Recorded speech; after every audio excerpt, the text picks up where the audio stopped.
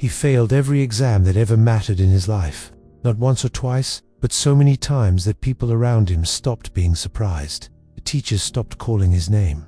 Classmates stopped asking how he did. Even his own family stopped expecting good news. Each report card felt like proof that something was fundamentally wrong with him, like he was missing a piece everyone else seemed to have. While others talked about grades, careers, and futures, he learned how to smile and nod, pretending the disappointment didn't cut deeper every single time. By the time he reached his late teens, failure had become routine. Exams weren't challenges anymore. They were confirmations. He would sit in the exam hall, staring at questions that felt written in another language, his heart racing, palms sweating, mind blank. It wasn't that he didn't try. He studied longer than most people. He stayed up late, reread books, memorized notes. But when the moment came, everything collapsed. Results day was always the same story. Names posted on the board, friends celebrating, and his name missing once again. Each failure chipped away at his confidence until he started believing the label that had been silently placed on him, not smart enough. Eventually, he stopped talking about school altogether. When people asked what he planned to do, he gave vague answers. When relatives compared him to others, he stayed quiet. Deep down, he felt ashamed, not just because he failed exams, but because he didn't know how to explain why. Failing once could be blamed on bad luck. Failing repeatedly felt like a personal flaw. He began to think that success was reserved for a certain type of person, and he simply wasn't one of them. After his final major exam failure, something shifted, not in a dramatic, movie-like way, but quietly. He wasn't angry anymore. He was exhausted, tired of proving himself, tired of hoping results would change, tired of feeling small. That exhaustion led him to a simple question he had never allowed himself to ask before. What if exams were not a measure of intelligence, but just a test of a very specific skill he'd never learned how to play? For the first time, he looked back instead of forward. He noticed a pattern. Whenever friends asked him to explain a topic before an exam, they suddenly understood it. When classmates were confused, he could break things down in simple words. He realized something strange. He might not be good at taking exams, but he was good at explaining things. That realization didn't fix his life overnight, but it cracked open a door that had always been closed in his mind. With no clear academic path ahead, he started helping younger students in his neighborhood. At first, it wasn't about teaching. It was about earning a little money and staying busy. He sat with them at kitchen tables, using notebooks filled with crossed-out mistakes and scribbled explanations. He didn't teach from textbooks the way teachers had taught him. He taught from confusion. He explained concepts the way he wished someone had explained them to him, slowly, patiently, without judgment. Something unexpected happened. The students improved. Parents noticed. Word spread. What began as a few hours a week turned into full afternoons. He watched students who once hated studying begin to understand ideas that previously terrified them. Every small success chipped away at the belief that he was a failure. For the first time, he felt useful, not despite his failures, but because of them. Teaching others forced him to relearn everything from the ground up, not to pass an exam, but to understand. And in that process, something strange happened. He started learning better than he ever had before. Concepts that once confused him now made sense, because he wasn't memorizing them. He was connecting them. He realized that his problem was never intelligence. It was fear. Fear of time limits, fear of judgment, fear of failing in front of others. Years passed. He never went back to retake those exams. He didn't suddenly become a top scorer, but his role changed. Students who once looked down on him were now asking for his help. Parents trusted him with their children's education. He wasn't teaching from a position of authority. He was teaching from experience. He understood the frustration of not getting it. He understood the panic before tests. And because he understood it, he could guide others through it. Eventually, he started training other tutors, then teachers. He helped them understand struggling students, not as lazy or incapable, but as misunderstood.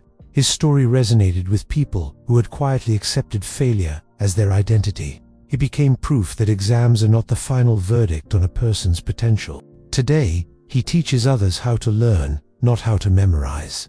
He shows students how to think, how to break problems down, how to stay calm under pressure. Ironically, many of the students he mentors now pass exams he once failed. Some go on to become teachers themselves. Others simply regain confidence they thought they had lost forever. What most people don't realize is that failure didn't disappear from his life. It just stopped defining him. He still doubts himself sometimes.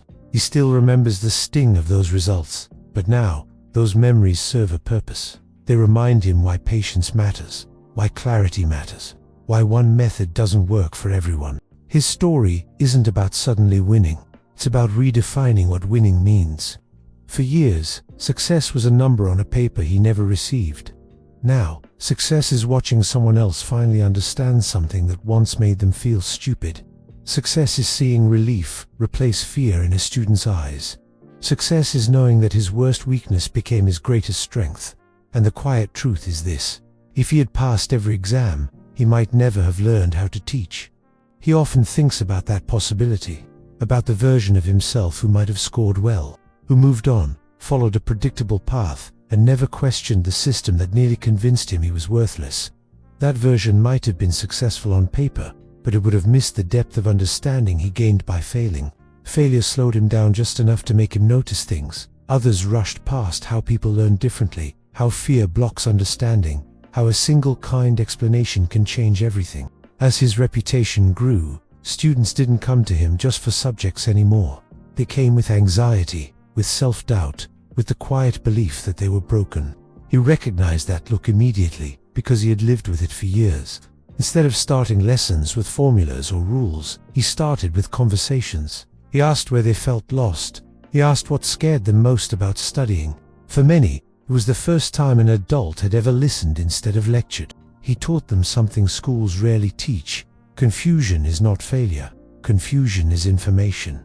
It tells you exactly where understanding ends. Once students realized that, they stopped hiding their questions. Lessons became slower but deeper. Progress became steady instead of forced. And the irony was impossible to ignore. The students who once struggled the most often became the strongest, simply because they learned how to learn. There were moments when old insecurities resurfaced. Sitting in meetings with certified teachers, hearing academic jargon, seeing framed degrees on walls, he sometimes felt like an imposter. But then a student would send a message saying they finally passed an exam they had failed 3 times before. Or a parent would say their child no longer cried before tests. Those moments grounded him. They reminded him that impact does not require perfect credentials. It requires understanding. Over time, he began speaking at small workshops, then larger seminars.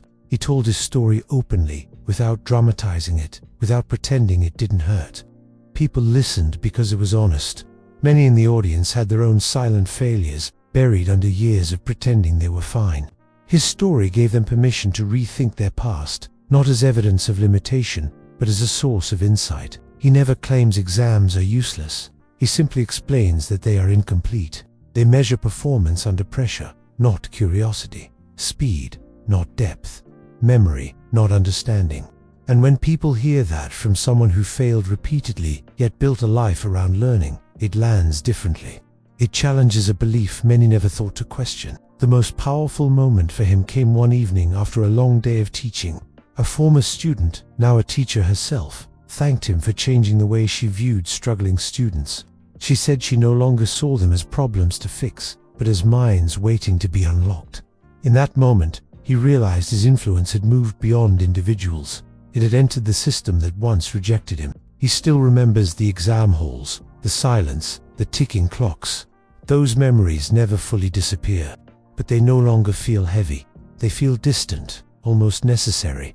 Without them, he wouldn't have learned empathy. He wouldn't have learned patience. He wouldn't have learned how powerful it is to say, "I understand, because I've been there." His life didn't turn around because he finally passed an exam. It turned around because he stopped letting exams decide who he was allowed to become.